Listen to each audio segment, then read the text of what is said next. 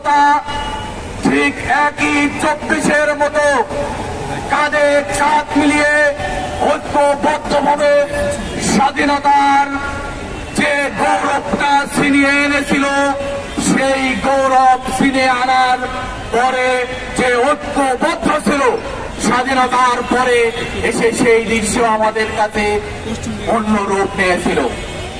স্বাধীনতার 54 বছরেও শুধুমাত্র বিভেদ, নিজেদের ভিতরে স্বাধীনতাকে দলীয়করণ, ব্যক্তি গোষ্ঠী নিজেদের স্বাধীনতার নিজেদের পরিণত করার এক মহা উৎসবে বিগত দুঃশাসন গোলায় এই ধরনের আয়োজন নিয়ে ব্যস্ত ছিল তারা।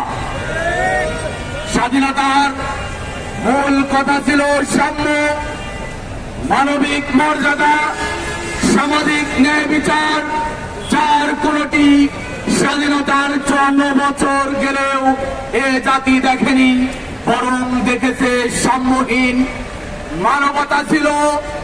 মানবতা ছিল এদেশের খুনি শাসক শ্রেণীদের হাতে লাঞ্ছিত হওয়ার এক সামান্য ব্যাপারে পরিণত হয়েছিল মানবতা। আমরা দেখেছি সামাজিক ন্যায় বিচারের কথা যদি বলি, তাহলে এটা বলতে পারি এ জাতি সামাজিক ন্যায় বিচারের কোন দৃশ্য এখন পর্যন্ত দেখেনি, বরং সামাজিক অধিকার থেকে, মানবিক অধিকার থেকে, সাম্য এবং ন্যায় এবং ইনসাফ থেকে এ জাতি বঞ্চিত ছিল, এখনো বঞ্চিত আছে, যেটা আমরা দেখে দেখে আজ অবধি পর্যন্ত 54 পদার্পণ করেছি। এই উপস্থিতি আমরা বলতে চাই, স্বাধীনতার মূল কথা ছিল ঐক্যবদ্ধভাবে দেশ গঠন করা, কিন্তু সেই ঐক্য বিরাজকে আওয়ামী দুঃশাসন, বাকশাল, স্বৈরাচার শাসন, নানাবিধ শাসন ব্যবস্থায় এদেশের মানুষের বিভেদের এক দেয়াল চাপিয়ে দিয়ে এ জাতিকে খণ্ড বিখণ্ডে পরিণত করা হয়েছে। এ উপস্থিতি কাজেই 54 বছর পরে এসে আমরা যদি দেখি আমাদের ন্যায় বিচার, আমরা দেখেছি আমাদের এই জাতিকে যেভাবে ব্যবহার করা হচ্ছে, ভারতীয় আগ্রাসন, আধিপত্যবাদ, বিশ্বের বিভিন্ন আগ্রাসন এই জাতিকে নানা দিক থেকে ঘিরে রেখে এ জাতির অগ্রযাত্রায় বারবার থামিয়ে দিয়ে তারা এই জাতিকে পেছনে ফেলেছে।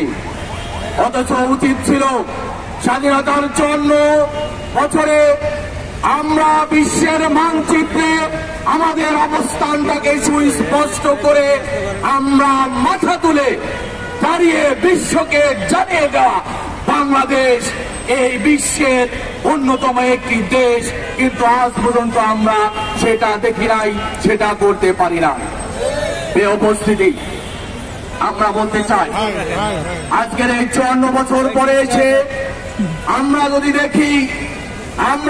দেখি আমাদের অগ্রগতি কি ছিল, তাহলে দেখতে পাই আমাদের অগ্রগতি ছিল অর্থ ব্যবস্থা লুটপাট, মাফেরা, লুটেরার জন্ম দিয়েছে এই জাতি। আর সেই লুটপাট মাফিয়াতন্ত্রের জনক ছিল বাকশাল, যারা জন্ম দিয়েছিল তারা।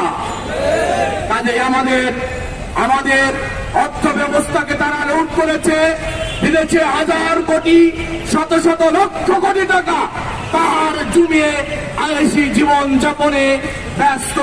আমরা যদি দেখি আমাদের কালচারাল অঙ্গন, বিগত 54 বছরে আমাদের সবচাইতে বড় ক্ষতির জায়গা হলো আমাদের সংস্কৃতি তারা ধ্বংস করেছে।